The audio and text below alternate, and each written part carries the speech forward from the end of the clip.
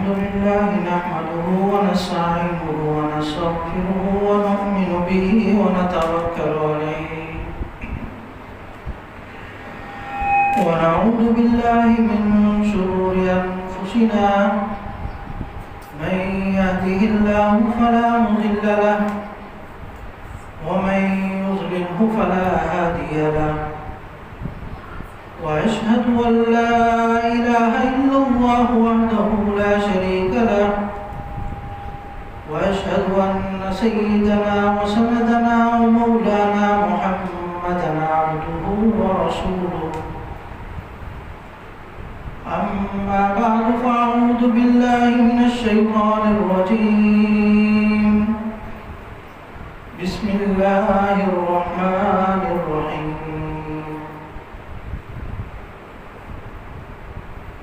شهر رمضان الذي أنزل فيه القرآن هدى للناس وبينات من الهدى والفرقان صدق الله العظيم وصدق رسوله النبي الكريم ونحن على ذلك لمن الشاهدين والشاكرين والحمد لله رب العالمين.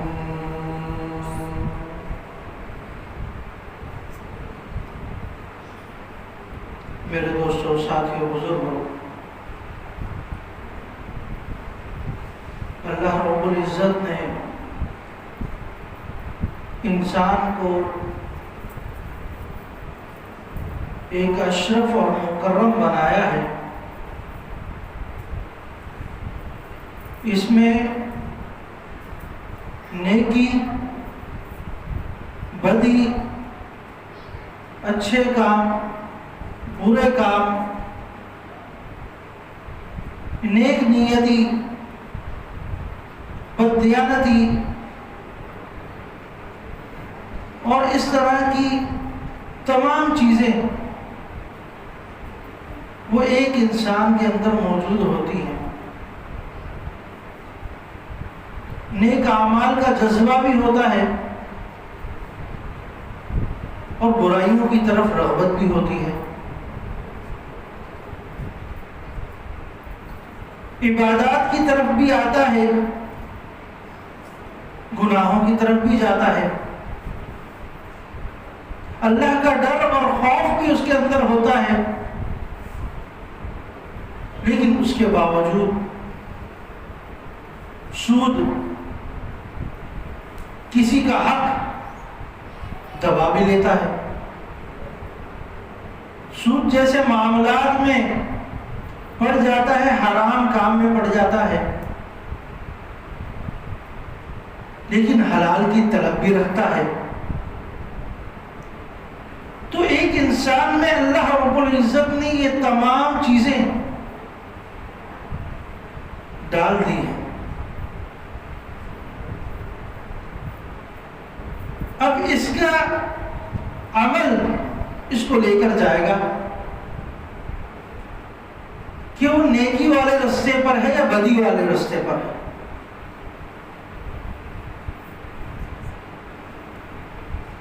رمضان کی ابتدا ہے. رمضان اصل لفظ رمضان یہ موضوع اردو میں اس کے معنی آتے ہیں شدت حرارت کے.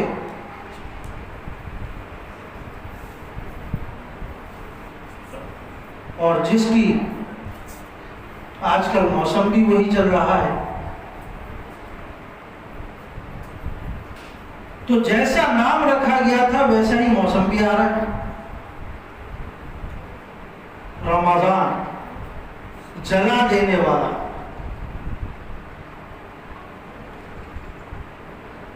خاک کر دینے والا. جس طرح کوئی چیز جل کر خاک ہو جاتی ہے، کالی ہو جاتی ہے، سڑ جاتی ہے، تو رمضان کا معنی بھی یہی. اس معنی کی حکمت کیا ہے؟ رمضان ایسا مہینہ ہے کہ تمہارے پرانے سے پرانے گناہوں کو، پکے سے پکے گناہوں کو یہ خاک کر دے گا، جلا کر رکھ دے گا۔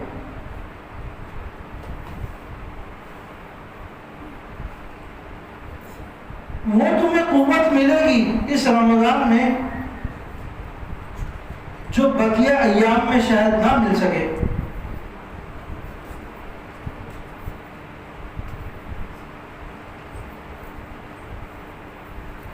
تو ایک عقل مند آدمی کے لیے رمضان کے ایک ایک لمحے کو بہتر سے بہتر بنانے کی کوشش کرنا ہے۔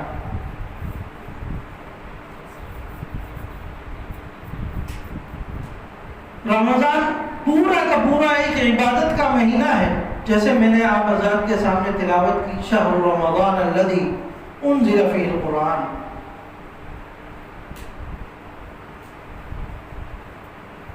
ماہ صیام میں تیری عظمت کی کیا بات کروں کہ جس میں اللہ کا قرآن پاک نازل ہوا ہو۔ اس کی فضیلت تو کافی یہی تھی کہ اللہ کا کلام اس مہینے میں اتر رہا ہے، لیکن رمضان کئی عبادات کے مجموعے کا نام ہے، جس میں ایک ماحول ہوتا ہے، نیکی کرنا آسان ہوتا ہے، نیکی کے کاموں میں بڑھنا آسان ہوتا ہے، اور کئی عبادتیں ایک رواج کے مطابق ہو رہی ہوتی ہیں جو عام حالات میں نہیں۔ شہری جیسی عبادت، تراویح جیسی عبادت، روزے جیسی عبادت، افطاری جیسی عبادت، تہجد اور 5 وقت کی عبادت اور تلاوت کلام پاک کی کثرت، صدقہ خیرات میں اضافہ، یہ وہ ساری عبادتیں ہیں جو عام حالات میں ایک ساتھ نہیں ہوتی۔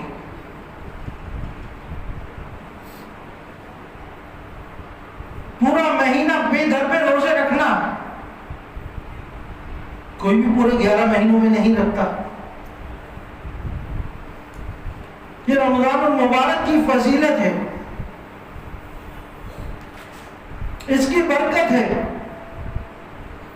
کہ ہمیں موقع ملتا ہے آگے سے آگے بڑھنے کا۔ اللہ رب العزت نے رمضان کے مہینے میں قرآن پاک کو نازل کیا۔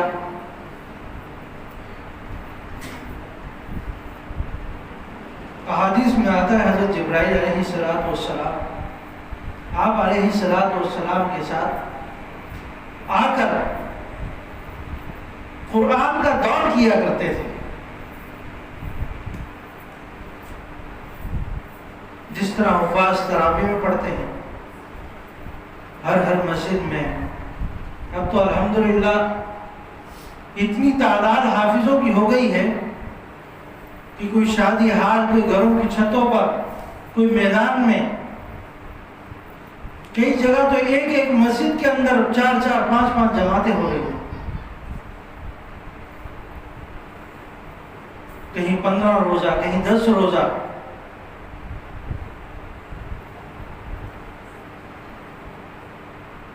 تو یہ قرآن پاک کا ایک اعزاز ہے کہ سب سے زیادہ پڑھے جانے والا، پھر رمضان میں اس کی اور زیادہ اضافہ ہو جاتا ہے۔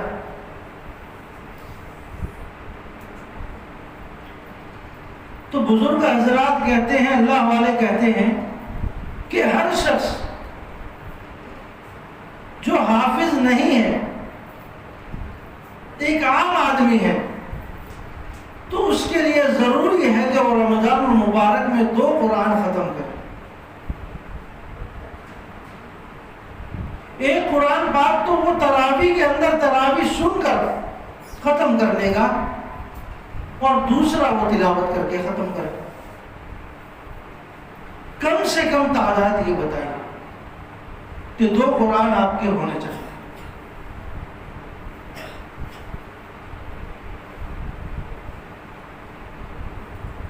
اور اگر روزانہ کے 1 پارہ ہو جائے 30 دن میں پورے 30 پارے ختم ہو جائیں گے. بوجھ بھی نہیں ہوتا اور اللہ رب العزت کی طرف ایک توجہ بھی بنی رہتی ہے اور قرآن سے ایک مانوسیت پیدا ہو جاتی ہے. اور اسی تلاوت کا اثر ہوتا ہے کہ وہ اپنے کام اور اپنے گھر کے اندر اس کے اثرات دیکھ رہا ہوتا ہے جب تلاوت کرے گا.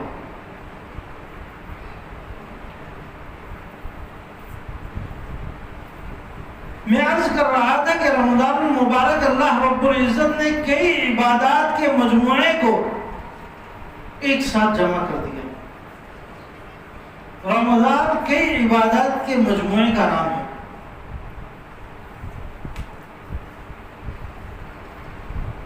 جب اس کے اندر کئی عبادتیں ایک ساتھ جمع ہو گئی ہیں اور پھر احادیث میں یہ بات آ گئی ہے کہ اللہ رب العزت رمضان کے شروع ہونے سے پہلے شیطان کو جکڑ لیتے ہیں, شیطان کو قید کر دیتے ہیں.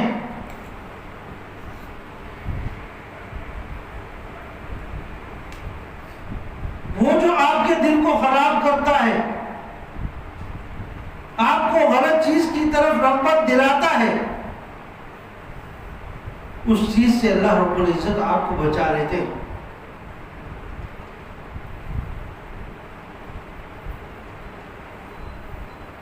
اور جنت کے دروازے کھول دیے جاتے ہیں. جب یہ ساری چیزیں ہیں, شیطان بھی جکڑ لیتے ہیں, جنت کے دروازے بھی کھل جاتے ہیں. رمضان جیسا مہینہ جس میں عبادات کا مجموعہ ہے, وہ مہینہ بھی ہمیں عطا ہو جاتا ہے, ایک ماحول بھی بن جاتا ہے. پھر اگر ایک مسلمان گناہوں کی طرف بڑھے گا تو اس میں کس کی غلطی؟ اس میں اس کی حماقت ہے یا نہیں؟ جب اللہ کی طرف سے بھی پورا کا پورا ماحول بنایا جا رہا ہے, اللہ کی طرف سے بھی مدد پوری کی پوری آ رہی ہے, علاقے میں, مساجد میں, خاندان میں ایک ماحول بن چکا ہے, پھر بھی اگر وہ انسان گناہ کرتا ہے تو اس کا مطلب ہے کہ شیطان نے اس پر اتنا کام کیا ہے کہ ان حالات سے بھی وہ متاثر نہیں ہو رہا. اور اس گناہ کی شدت کتنی ہوگی؟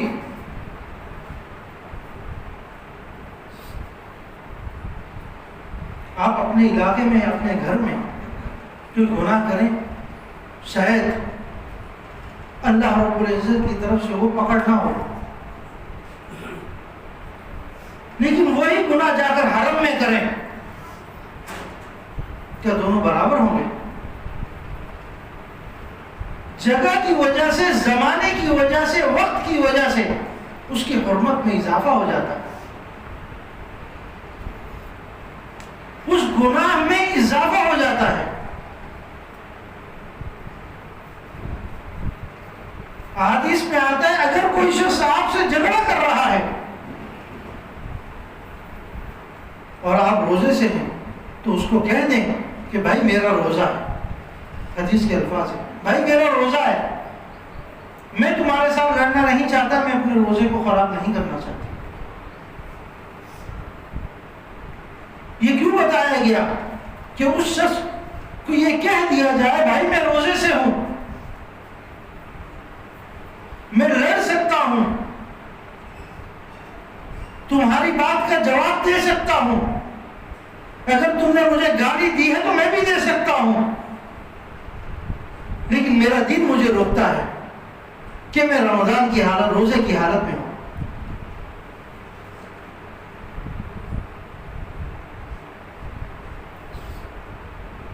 تو رمضان میں کہہ رہا تھا کہ رمضان کہا جاتا ہے شدت حرارت کو، کہ جس میں آدمی اپنے گناہوں کو دھو ڈالتا ہے، جلا دیتا ہے، جلا کر خاک کر دیتا ہے، جس کے آثار بھی باقی نہیں رہتے۔ یہی رحمت، مغفرت اور دوزخ سے آزادی کا مہینہ ہے۔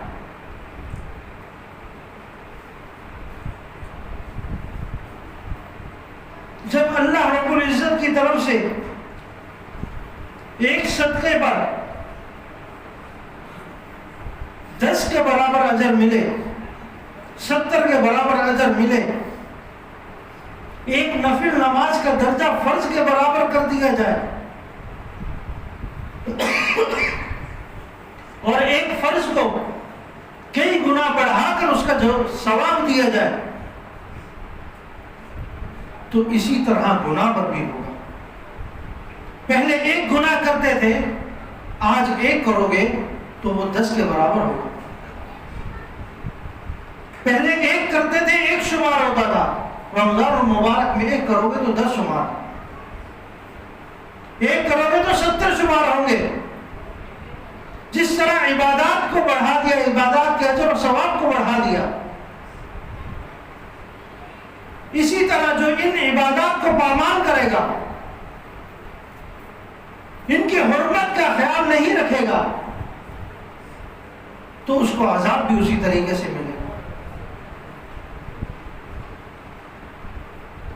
رمضان المبارک کی راتوں میں اعلان ہوتا ہے، یہ خیر کی طلب کرنے والے خیر کی طرف بڑھ، اللہ نے تیرے لیے بڑے اجر رکھے ہیں، اور اے شر کو پھیلانے والے شر سے رک جا، بہت نقصان میں رہے گا۔ اس طرح کے اعلانات کیے جاتے ہیں۔ یعنی جو خیر کی طرف جا رہا ہے اس کو کہا جاتا ہے کہ تم اور بڑھو، اور بڑھو، تاکہ کامیابیاں تمہارے مقدر ہو سکیں، تاکہ جنت الفردوس جیسی جنت تمہیں مل سکے۔ اور جو گناہوں کی طرف جا رہا ہوتا ہے اسے تنبیہ کی جاتی ہے، رک جاؤ، رک جاؤ، رک جاؤ، ابھی ایک رمضان گزرا ہے، ایک روزہ گزرا ہے، دوسرا گزرا ہے، رک جاؤ۔ 30 مرتبہ 30 روزوں میں اعلان ہوتا ہے۔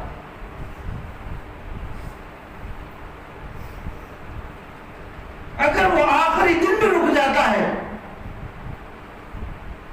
تو اللہ کی طرف سے اس کے تمام گناہوں کو صاف کر دیا جاتا ہے۔ لیکن یہ ہمیں تو معلوم نہیں کہ میں پہلا روزہ بھی دیکھ سکوں یا نہیں،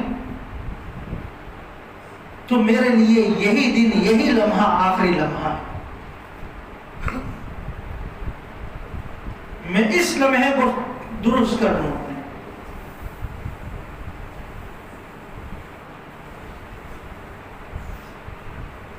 قبرستان جا کر دیکھ رہے ہیں جنہوں نے کہا تھا کہ آئندہ رمضان سے میں اپنے آپ کو ٹھیک کر لوں گا، ان کو موقع نہیں دیا گیا۔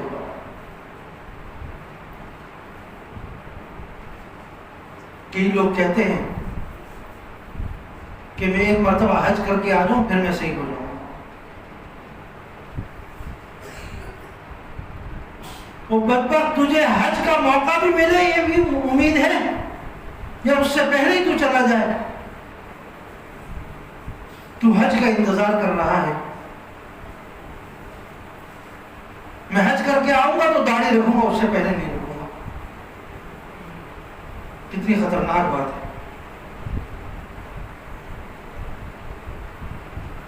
حج کا انتظار کر رہا ہے، اتنا معلوم نہیں کہ میں رات بھی گزار سکوں گا یا نہیں، میں یہ لمحہ بھی گزار سکوں گا یا نہیں۔ تو میرے عزیزوں، ہمارے پاس وقت نہیں ہے، ہر لمحہ ہمارے لیے آخری لمحہ ہے۔ اگر ہم اپنے کو نہیں سدھارتے تو وہ وقت کسی بھی وقت آ سکتا ہے کہ ہم اپنا آخری اگلا لمحہ قبر میں اتار رہے ہوں. یہی مقبولیت ہے ایک مومن کے لیے کہ وہ ہر لمحے قبر کی طرف تو جا رہا ہے لیکن وہی لمحہ اس کو جنت کی طرف بھی لے جا رہا ہو.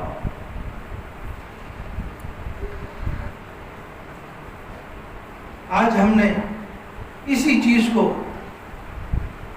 بہت آسان بنا دیا ہے کہ اللہ رب العزت کی ذات بہت بڑی ہے. جب اللہ رب العزت آپ پر اکرام کے دروازے کھول رہا ہے، جنت کے دروازے کھول رہا ہے اور شیطان کو جکڑ رہا ہے، تو ہمارا بھی عمل بنتا ہے کہ ہم بھی اپنی رغبت دکھائیں، ہم بھی آگے بڑھنے کی کوشش کریں. یہ نہیں کہ یہ رمضان بھی دیگر رمضان کی طرح ہمارا گزر جائے. آج اگر میں 30 سال کا ہوں، گویا کہ 30 رمضان میرے گزر گئے. کیا ان 30 رمضان کے اندر میں نے اپنے آپ کو بنا لیا؟ نبی اکرم صلی اللہ علیہ وسلم مسجد نبوی میں داخل ہوتے ہیں، صحابہ کو جمع کرتے ہیں کہ قریب آ جاؤ ممبر کے. ممبر کی پہلی سیڑھی پر قدم رکھتے ہیں، فرماتے ہیں آمین. دوسری سیڑھی پر قدم رکھتے ہیں، فرماتے ہیں آمین. تیسری سیڑھی پر قدم رکھتے ہیں، فرماتے ہیں آمین. خطبہ دیتے ہیں، خطبے سے فارغ ہو کر نیچے اترتے ہیں. صحابہ قریب پہنچ گئے، یا رسول اللہ آج عمل دیکھا، پوچھنا چاہتے ہیں ایسا کون سا معاملہ پیش آیا کہ جس پر 3 مرتبہ آمین کہا گیا؟ فرمایا جب میں ممبر پر چڑھ رہا تھا تو جبرائیل امین میرے قریب آئے اور فرمانے لگے وہ شخص برباد ہو جائے. جب وہ دعا دے رہے کہ وہ شخص برباد ہو جائے جس کے سامنے میرا نام لیا جائے اور وہ مجھ پر درود نہ بھیجے. سب فرما دے صلی اللہ علیہ وسلم. تو آپ علیہ السلام کا جب بھی نام آئے تو درود لازمی بھیجا. یہ فرشتے آپ کے درود کو لے کر نبی اکرم صلی اللہ علیہ وسلم کے پاس قبر تک جاتے اور آپ کے نام کے ساتھ، آپ کے والد کے نام کے ساتھ آپ کے درود کو پیش کیا جاتا ہے. آج مجھے بتائیں جس کے جو روزانہ درود پڑھ کر بھیج رہا ہو، کیا بروز قیامت جب نبی اکرم صلی اللہ علیہ وسلم اپنی قبر سے اٹھائے جائیں گے، کیا آپ کو یاد نہیں ہوگا کہ کس کا درود میرے تک آ رہا؟ آپ کے ہر درود پر آپ کا نام جا رہا ہو، اٹھتے ہی وہ آپ کو پکارے میرا فلاں امتی کہاں ہے جو مجھے روزانہ درود پڑھ کے بھیجا کرتا تھا. اسی نیت سے بھیجے کہ کل شفاعت کا سبب بنے. دوسری سیڑھی پر قدم رکھا تو آپ نے فرمایا آمین. حضرت جبرائیل امین نے مجھے کہا کہ وہ شخص برباد ہو جائے جس کے والدین میں سے کوئی ایک زندہ ہو اور وہ ان کی خدمت کر کے جنت نہ حاصل کر سکے. دونوں یا کوئی ایک زندہ ہو اور ان کی خدمت کر کے وہ جنت نہ حاصل کر سکے، ایسا شخص برباد ہو جائے تو اس پر میں نے کہا آمین. آج ہمارے ماں باپ، ہم یہ نہیں کہتا میں کہ ہم ان کی خدمت نہیں کرتے، خدمت تو ہم کرتے ہیں لیکن ان کا حق ادا نہیں کرتے.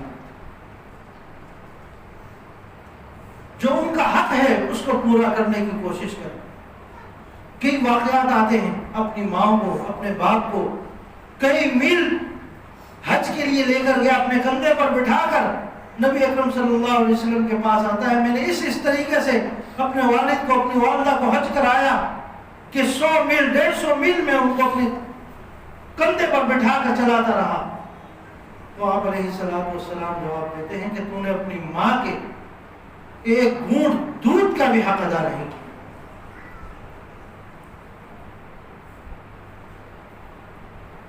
تو ان کے حقوق بہت زیادہ. آج اولاد اپنے باپ کو کہتی ہے آپ نے میرے لیے کیا کیا ہے, میرے لیے بنایا کیا ہے.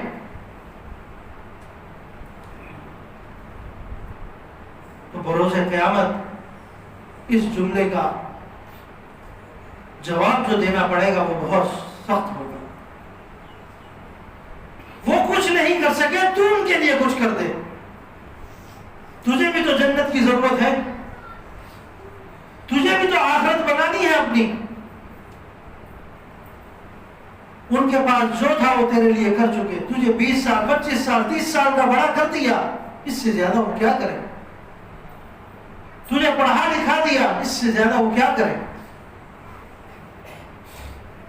تو ماں باپ کی عزت, ماں باپ کے حقوق, اس کو کوئی نہ, اس کو کرنے کی ہر ممکن کوشش کرے.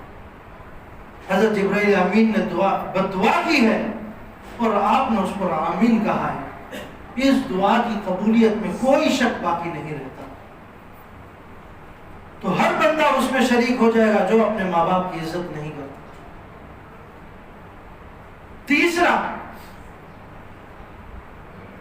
تیسرے درجے پر جب میں نے قدم رکھا تو پھر میں نے کہا آمین.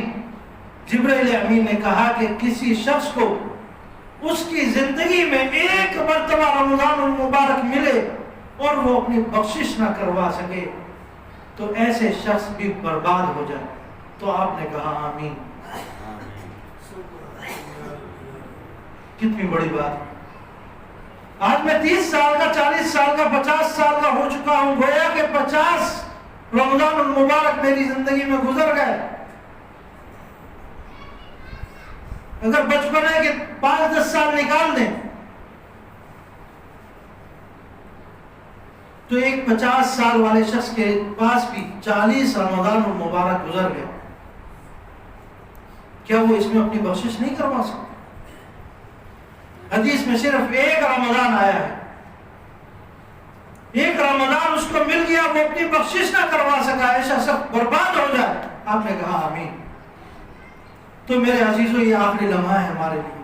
رمضان المبارک سر پر آ چکا ہے, اس کا استقبال کریں, بڑھ چڑھ کر استقبال کریں. اس میں اپنے آپ کو لگانا ہے, اپنی آخرت بنانی ہے, اپنی بخشش کروانی ہے, ہر وہ عمل کرنا ہے جس سے اللہ رب العزت راضی ہوگا. اللہ رب العزت عمل کی توفیق عطا فرمائے.